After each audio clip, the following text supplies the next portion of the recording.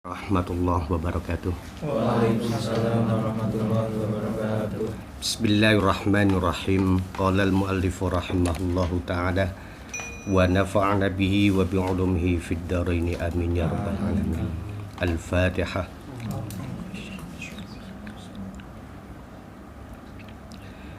Bismillahirrahmanirrahim. Al-hadisus sabi' utawi iki iku hadis kang kaping 7.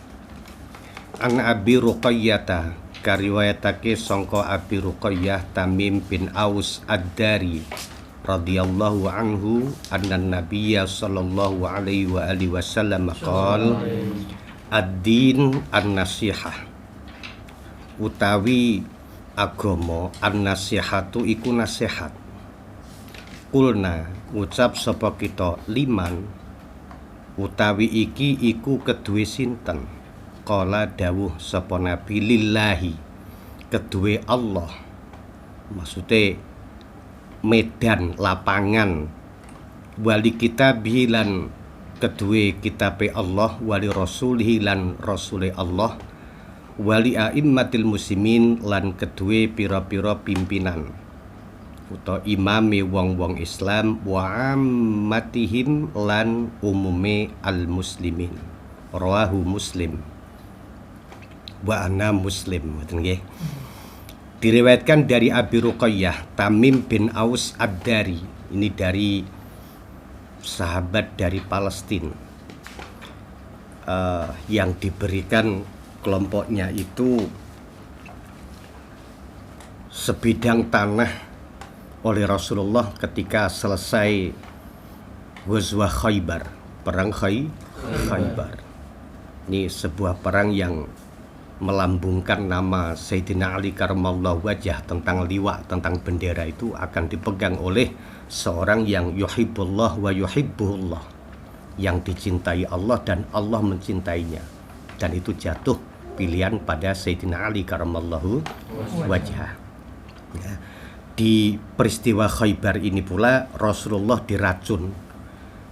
Ketika tinggal beberapa lama, pelakunya siapa? Seorang perempuan, ya, namanya Zainab bintil Haris.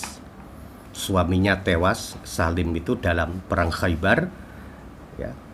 Kemudian dendamnya beliau kepada umat Islam dilampiaskan dengan meracun siapa? Rasulullah. Ya. Dalam peristiwa peracunan itu sahabat Nabi wafat, namanya Bishr bin Barra itu wafat, tapi Rasulullah kemudian memuntahkan kembali. Ya. Ada satu riwayat yang mengatakan bahwa wafatnya Rasulullah itu diantaranya adalah akibat atau efek dari racun yang sekian lama itu. Peristiwa di mana? Di Khaybar. Ya. Dan setelah peristiwa Khaybar ini,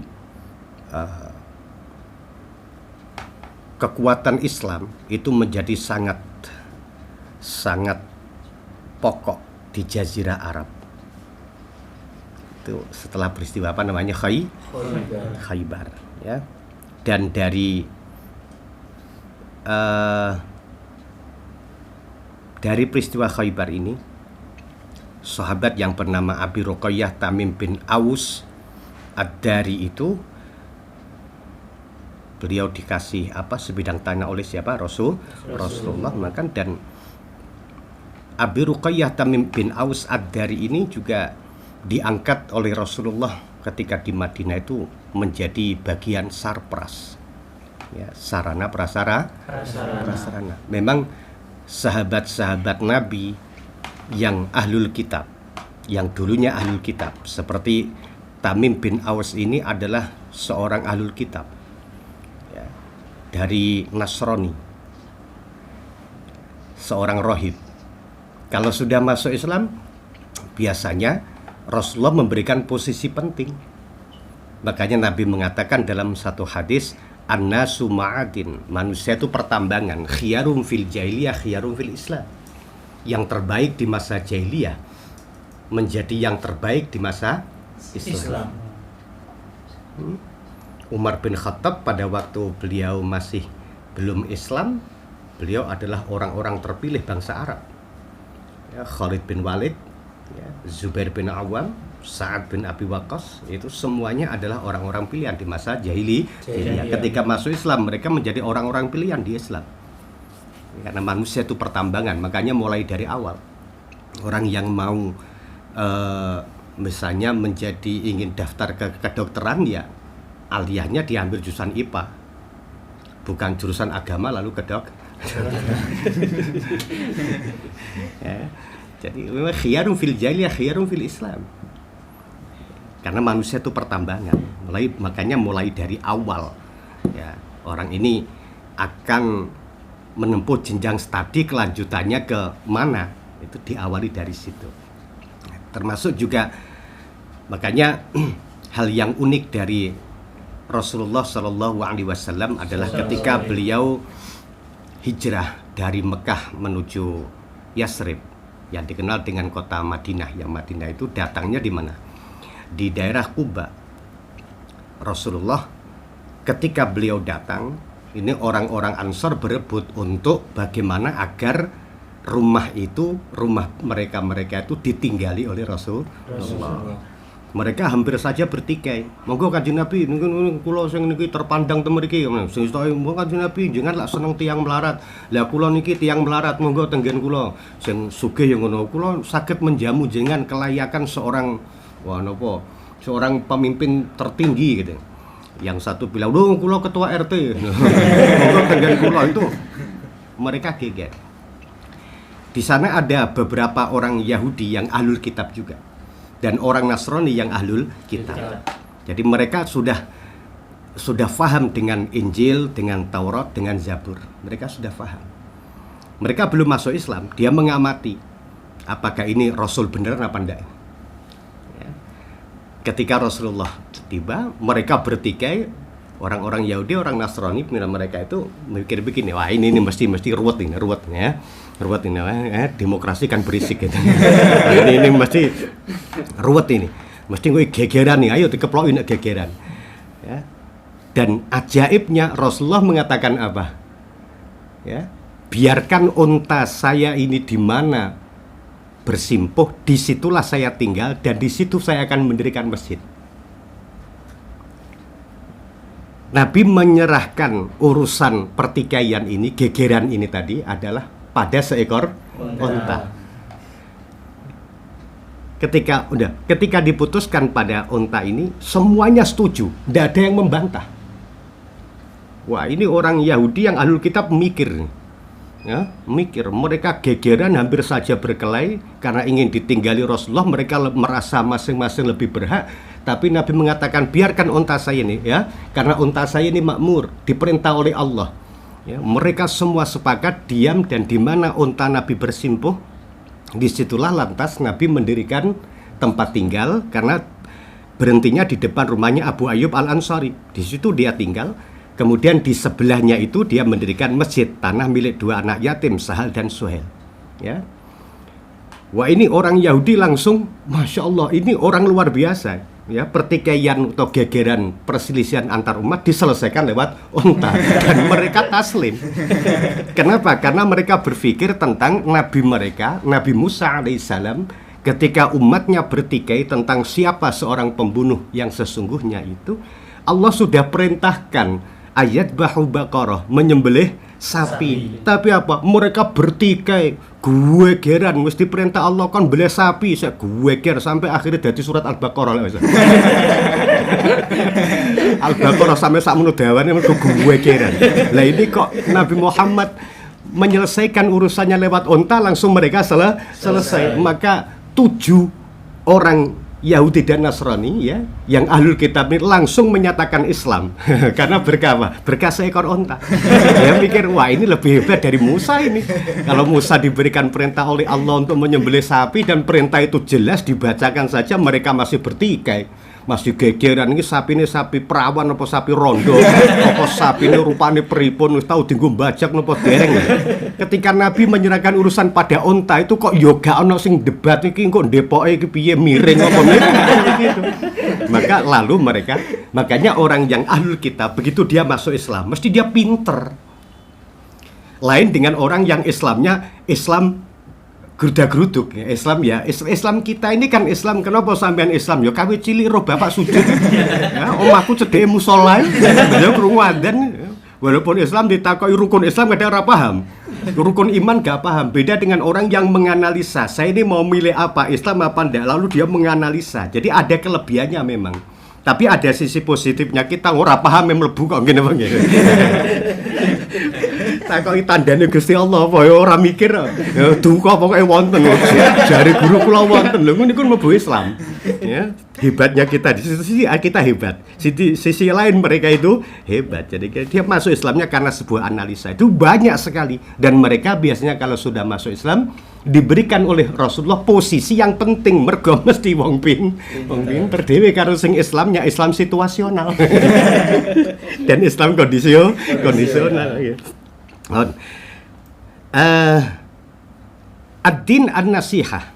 Agama itu nasihat. Masih ingat dengan kata ad-din? Kalau malaikat Jibril mengatakan yu'allimukum amrodinikum. Berarti ad-din di sini adalah apa? Ya Islam, ya iman, ya ihsan, atau masyara Allah li'ibadi minal ahkam. Sesuatu yang disyariatkan oleh Allah, yaitu berupa hukum-hukum. Itu yang disebut dengan ad-din.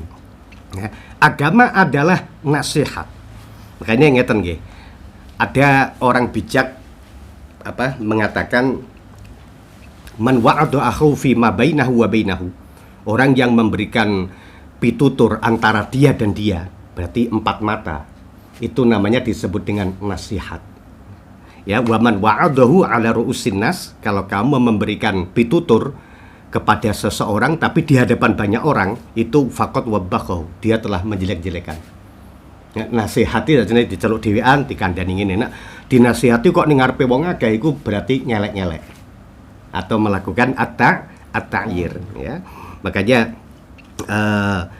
Fudail bin Iyad ketika ditanya tentang itu, beliau mengatakan al-mu'min yastur wa yansah. Orang mukmin itu menutupi kesalahan dan memberikan nasihat. Kalau al-fajir itu yahdik. Kalau fajir itu orang lacut ya. Orang lacut, orang jelek, orang jahat itu adalah dia membuka rahasia wa yu'ayyir, dan dia menjelek-jelekan di hadapan orang banyak.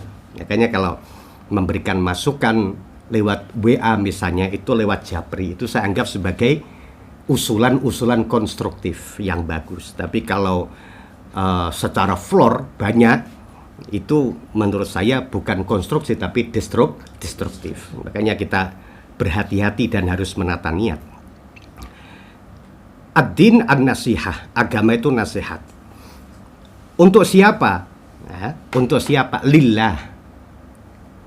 Jadi kalau nasihati orang yang kaitannya karena apa? Untuk Allah. Pada wilayah-wilayah di mana di sana berkaitan dengan Allah. Misalnya iman, tentang meniadakan syirik kepada Allah Subhanahu wa taala. Kemudian apa? Mendirikan untuk taat dumateng sinten Gusti Allah bil qalbi wal badan. Dinasihati ya bahwa harus ingat Allah, ya, taat kepada Allah dengan hati.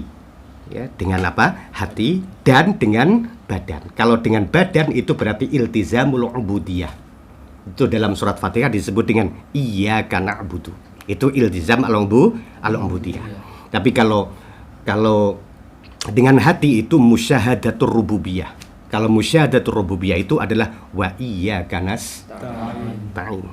Ya, iyyaka na'budu wa iyyaka nasta'in. Maka tidak usah dipertentangkan tentang khitab iyyaka na'budu itu kalamullah. Iyyaka nasta'in itu kalamullah, karena apa yang dikehendaki oleh kalamullah sejak azali itu sama dengan yang dikehendaki oleh Al-Qur'an. Bukan kok kalamullah itu seperti hati, Al-Qur'an seperti lisan, bukan seperti itu. Karena seringkali lisan itu tidak mewakili hati, gitu Bang. Orang yang betul-betul sampai ke hati kadang-kadang ia abai, menjadi urusan lisannya itu menjadi abai. Tidak banyak lisan mewakili hati. Gitu. Ya. Lebih banyak kalau lisan justru membohongi hati. Apa menulis pengalaman bujuk ini. Nah ini. Hanya di sini ada musyahadatur rububiyah, yaitu taat kepada Allah bil qalbi dan ada yang berkaitan dengan badan, itu iltizamul ubudiyah. Dua-duanya dikumpulkan dalam surat Al-Fatihah. Iyyaka na'budu wilayah tasyri' wa iyyaka nasta'in wilayah hakiki. Makanya Imam Abu Thayyib itu begini, setiap syariat itu mesti ada hakikat. Setiap syariat itu mesti ada hakikat, dan setiap hakikat mesti ada syariat. Setiap syariat ada hakikat, karena syariat kamu jalani adalah karena perintah Allah, kan berarti hakikat. Gitu? Kalau min haitsu annal ma'arif bihi min amrillah, berarti setiap ada hakikat mesti ada syariat, karena makrifat kepada Allah juga perintahnya Allah. Lalu perintahnya Allah berarti syariat. Ya. Paham ya? Jadi setiap syariat itu ada hakikat, dan setiap hakikat mesti ada syariat. Ini hal yang tidak bisa dipisahkan. Nah, sekarang untuk siapa? Untuk Allah. Untuk termasuk husnudzon datang Gusti Allah. Al-budu fillah, geting ing dalem Allah. Ing dalem Allah maksudnya getingi wong mergo wonge ora taat ing Allah. Wal hubbu fillah, cinta di dalam Allah. Benci juga karena Allah, cinta karena Allah. Saya mencintai seseorang karena Allah. Ya. Dengan begitu orang tidak mungkin kecewa. Kenapa orang bisa kecewa? Karena harapannya dia kepada manusia lebih besar dari harapannya kepada Allah. Pasti kecewa udah. Ono wong didik anak. Gue terus di harapannya sebenarnya anakku nak tuwek ben ngerti aku. Kecewa. Ya anakmu dunung, lah ora dunung sampeyan. Ya anakmu Jawa ora Jawa. Lah aku didik anak mergo iki perintahe Gusti Allah. Selesai sudah. Ya. Sampai nak ngekei wong tuh duwe pamrih, ya. Pamrihmu kepada manusia lebih besar dari Allah, pasti kowe kecewa. Ngekei supaya manut, barang gak manut, mustaka kei lah kan kecewa ta. Wong pemberian kok berujung pada kecewa. Kenapa? Karena harapanmu kepada Allah kecil. Yang besar adalah harapanmu kepada sesama manusia. Maka menaruh harapan kepada Allah, diantaranya orang itu harus husnudzon datang Gusti Allah. Apapun yang diberikan itu adalah yang terbaik. Apapun yang diberikan adalah yang terbaik, ya. Dalam kitab Ghidaul Albab itu diceritakan begini. Ada seorang raja dia berburu dengan seorang punggawa. Laku bareng. Punggawa niki sanggup melindungi raja dari terkaman binatang buas. Buarang diserang kali adhiab serigala iku mau. Wah, ternyata pontang-panting malah dhek mblayu. Raja ku akhirnya jentikane ilang, dicokot. Untung mau jentikane tok ilang. Sampai di istana dia marah pada ajudannya. Kamu kenapa tidak melindungi saya? Ya mungkin itu yang terbaik. Ya sudah, kalau terbaik kamu saya penjara. Dia mengatakan la'allahu ahsan. Mungkin saya di penjara ini yang terbaik. Yang terbaik bagi Allah, saya di penjara. Ya sudah, di penjara. Jadi penjara, raja ini keluar sendiri berburu. Di sana ditangkap oleh para kanibal, ya, orang yang suka makan daging orang. Itu bisa Sumanto, itu bisa ahli gibah gitu ya. Bisa tukang rasa-rasan. Ketika ditangkap, ya, prinsip dari kanibal itu kalau mau nyembelih orang, makan daging orang harus utuh. Barang diperiksa, harus dibelah, diperiksa, udah jendiane hilang. Padahal dalam hukum kanibal, nak jendian ini hilang, orang ini tidak mengandung gizi, gampang nggak? Ini soal sumber COVID ini, nggak usah dipakai udah.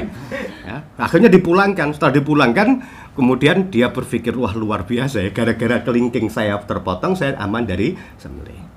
Ya, kemudian ajudan tadi dikeluarkan dari tahanan. Dia katakan, saya dikeluarkan ini juga la'allahu ahsan. Mungkin menurut Allah ini yang terbaik. Saya di penjara, ya mungkin bagi Allah yang terbaik. Ketika saya dikeluarkan, ya mungkin bagi Allah yang terbaik. Ya. Jadi kalau begitu jari raja ini putus tadi adalah ternyata itulah yang terbaik. Rajane muring-muring lah judan kowe ngerti yo ngono ngomong kawit awal. Kowe lah ora tak penjara. Wah nek kula mboten penjara bahaya. Jangan kula sampean jak malah kula sing dibelah. Mergo jendian kula utuh. Makanya kula di penjara ini adalah la'allahu ahsan, dia adalah yang terbaik bagi saya itu. Karena di penjara maka saya selamat dari makanan kanibal. Kalau saya mendampingi Anda, saya yang dipotong, Anda selamat. Nah, gitu. Dengan begini kita semua menjadi selamat. Jadi memang menaruh husnudzon datang Gusti Allah. Yang kemarin saya ceritakan itu, sampean ndonga ora ditompo-tompo, mergo ora pantes ditompo. Cara kriteria untuk doa diterima itu ora memenuhi syarat. Kok mangan nih saya gasap nggone koncone.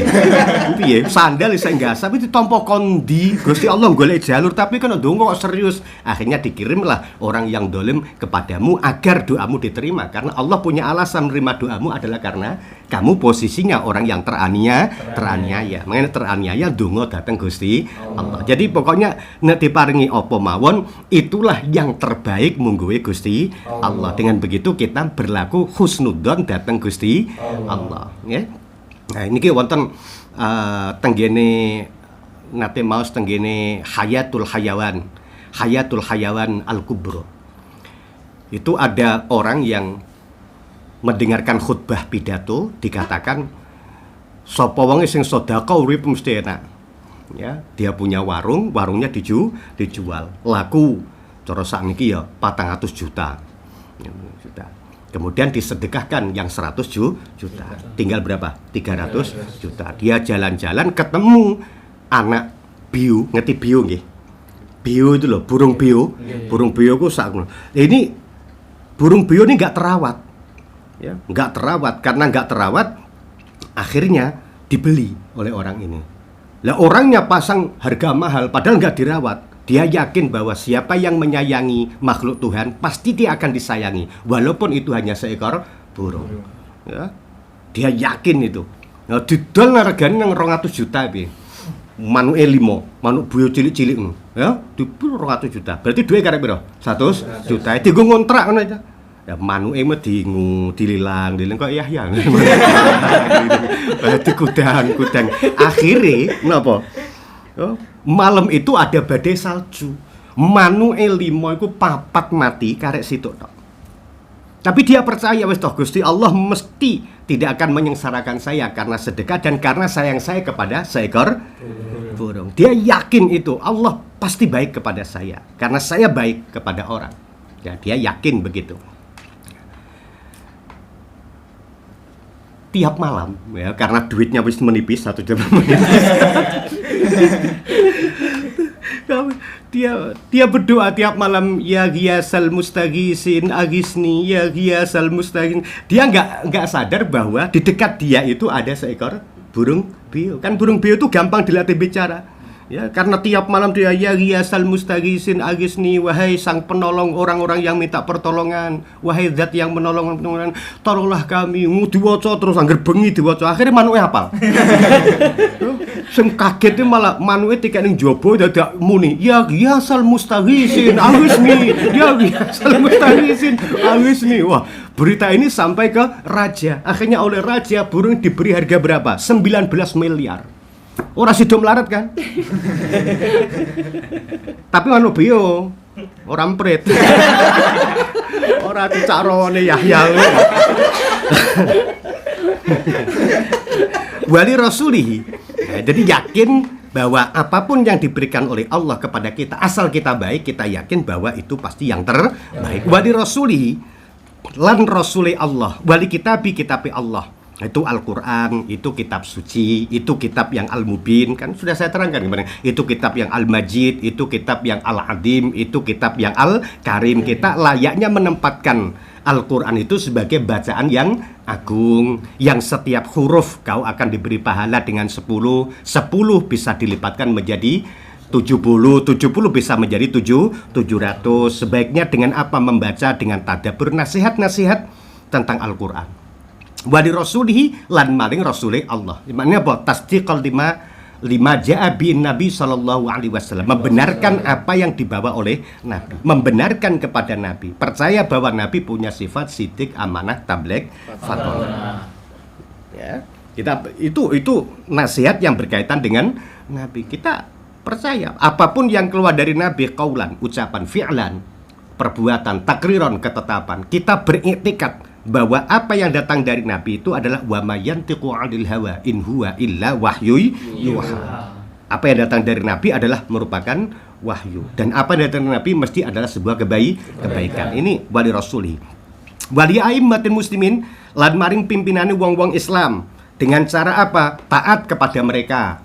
Apa memberikan nasihat tentang pimpinan, kamu harus taat kepada pimpinan. Ada wilayah lagi tinggi memberikan nasihat kepada pimpinan, ini orang tertentu. Sampeyan ape ngelingno Pak Jokowi lewat WA terus ngelek-ngelek iku jenenge kowe ngelek-ngelek iku ora nasihati itu. Makanya kalau dalam sejarah-sejarah begitu. Artinya apa? Ono wong madhep ya, kalau dikatakan kalimatu haqqin inda imamin jair. Orang yang hebat itu menyampaikan kata-kata yang benar inda imamin jair. Pada pemimpin yang lacut, pemimpin yang salah. Kan pakai kata inda. Dalam hati lain dikatakan amama. Berarti orang ini gak orang sembarangan. Ono wong madhep ning arep presiden wong sembarangan ta? Enggak sembarangan kan. Maka ketika Sayyidina Umar khutbah mengatakan ati'ullah wa ati'ur Rasulullah ulil amri minkum. Siapa yang berani berdiri? Wallahi saya tidak akan taat kepadamu sampai engkau menjelaskan dari mana jubahmu kok bisa landung kayak ngono iku. Wong jatahe padha awan iki. Ya, jatahku karo jatahmu padha lho Sayyidina Umar. Sampean kok jubahmu cukup, lah kok ngapret kayak ngene iki piye? Ya. Terangkan dulu, khutbah dihentikan. Ya. Tapi ini siapa? Salman Al-Farisi. Itu Salman Nganjuk, Bang. Salman Al-Farisi. Kalau Salman Al-Farisi yang mengatakan Salman itu orang yang diperebutkan statusnya. Orang muhajirin bilang dia kelompok muhajirin, kata Ansor enggak dia Ansor. Nah, menengahi keributan Nabi mengatakan orang Ansor gak muhajirin, dia keluarga saya, kata Nabi. Enggak main-main kan?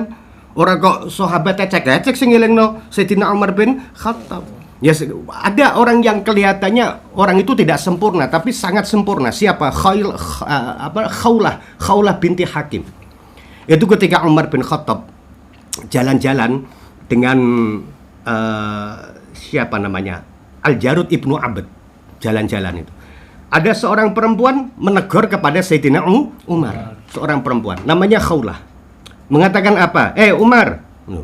Khalifah lagi pemimpinnya, presiden wong Islam kabeh, sak presiden Amirul Mukminin, pimpinan wong mukmin sak donya. Umar, kamu dulu tuh Umar tuh Umar cilik.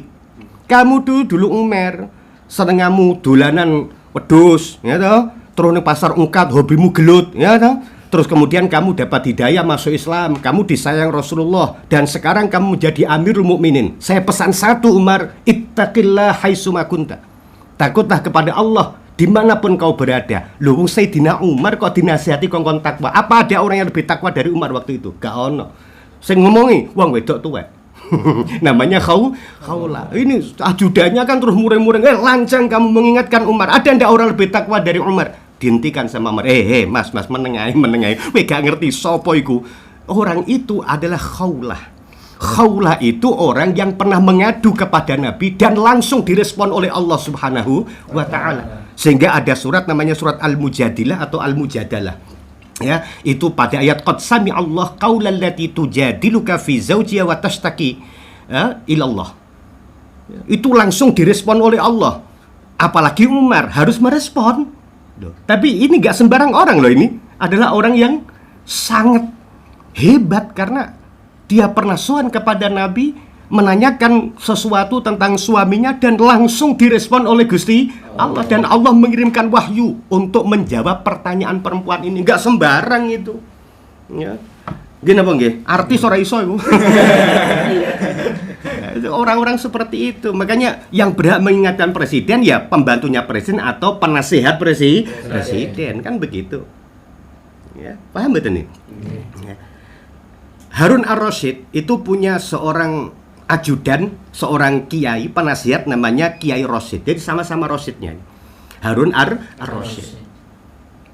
Suatu saat Harun Ar-Rasyid itu dengan pongah mengatakan, Kiai Rasyid, dalem Amirul Mukminin, sampean tahu ndak seberapa nilai kekuasaan saya ini? Wah, top-tope wong ya aku. Khalifah Harun Ar-Rasyid, top-tope wong. Sak pinten? Kata Harun Ar-Rasyid apa? Jangan pengen ngertos ukuran nilai dari kerajaan jenengan. Kula badhe tanglet. Umpami jenengan niki, umpama jenengan niku di tengah padang pasir. Kehausan. Ndak ada yang diminum. Lah di sana ada orang menjual 1 botol air. Anda berani membeli berapa, Khalifah? 1 miliar wani aku. Loh, orangnya ndak mau kok. Ya 10 miliar tak beli. Orangnya ndak mau. Wah, mikir. Nah, orang tak tuku. Lah kalau nggak dibeli, Anda mati. Gimana? Kehausan di padang pasir. Lalu berapa harga diminta? Dia meminta harga separuh dari kekuasaanmu. Bagaimana? Wah, ya kepeksa pian nedul tak wene. Tak wene nonton ya, tak wene. Ya sudah.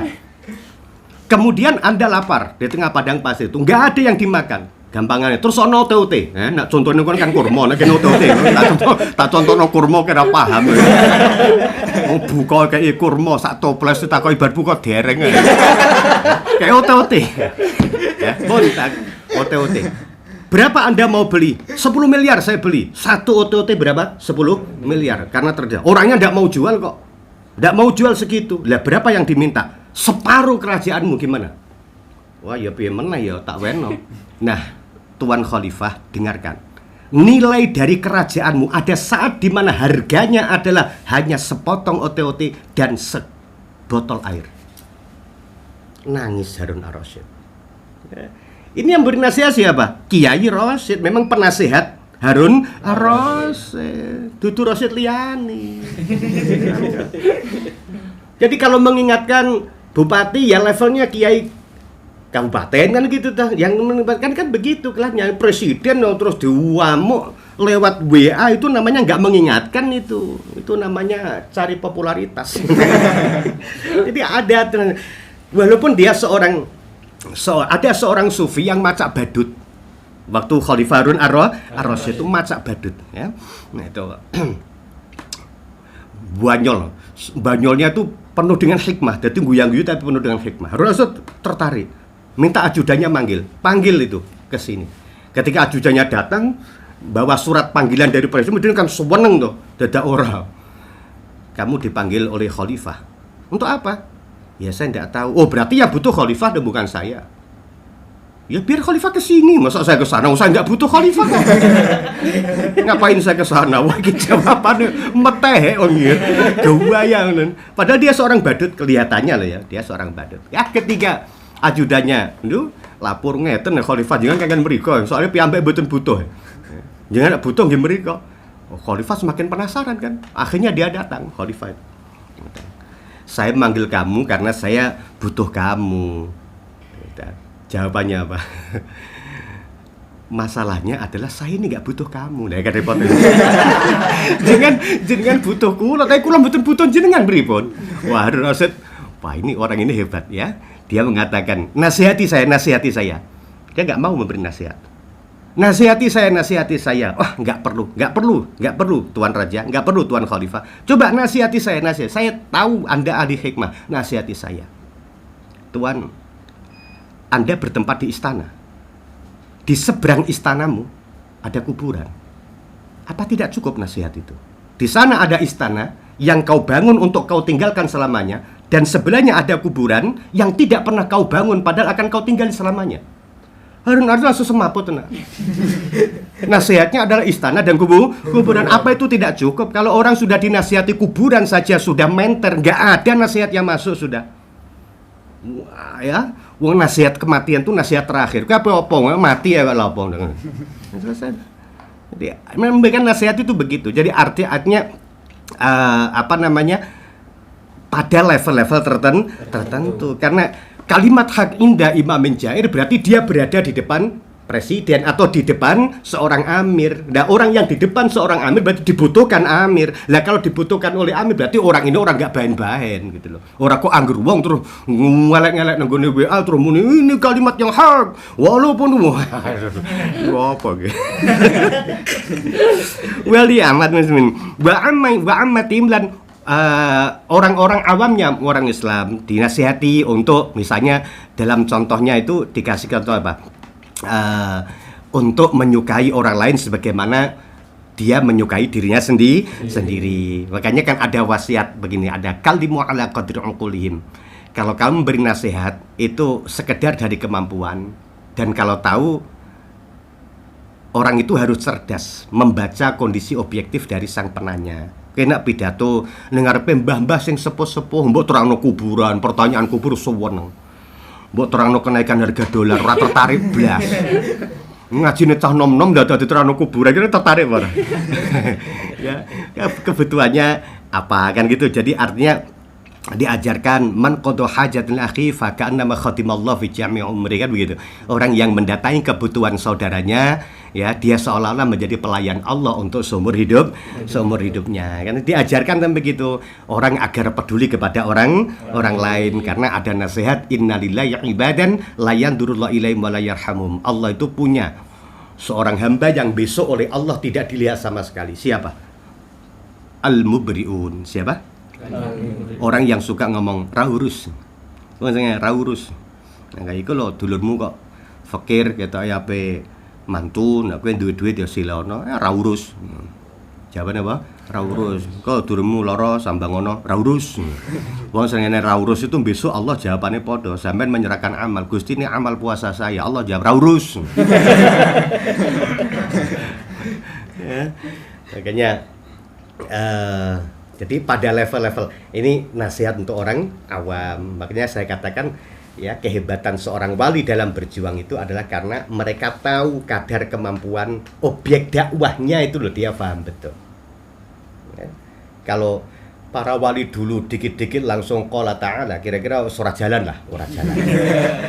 Ngaji kepada santri kayak gini, yang sedang menengah ke bawah ya kayak gini. Lah takai menengah ke atas ya tambah rambut. Gini begitu.